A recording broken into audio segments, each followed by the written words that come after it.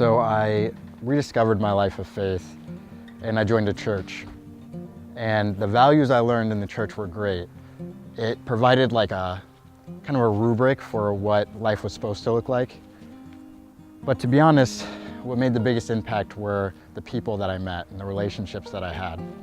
Specifically, there was this couple, and they really set a wonderful example of what love is supposed to look like in a family.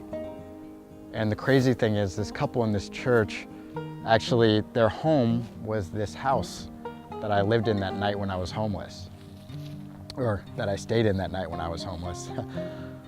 But they told me that they wanted to move out and actually allow their space to be used by young people. People like me who didn't have tight families and didn't really understand how to do this whole life thing yet. So they moved out and I moved in with a bunch of kids my age who were trying to figure out how to live a good life. And it was kind of messy, you know, like it took some time for us to figure it out, but it was crazy how quickly I was able to improve my life.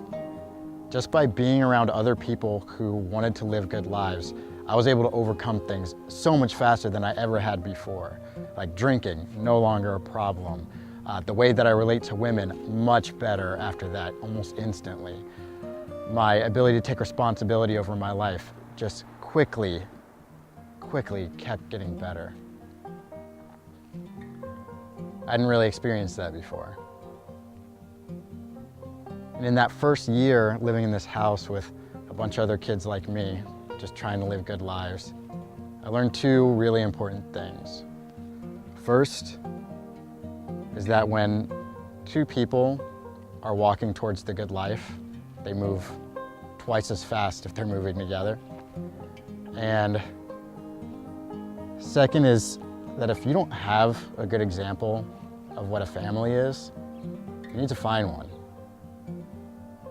And then you need to find safe, wonderful people who are willing to practice that with you.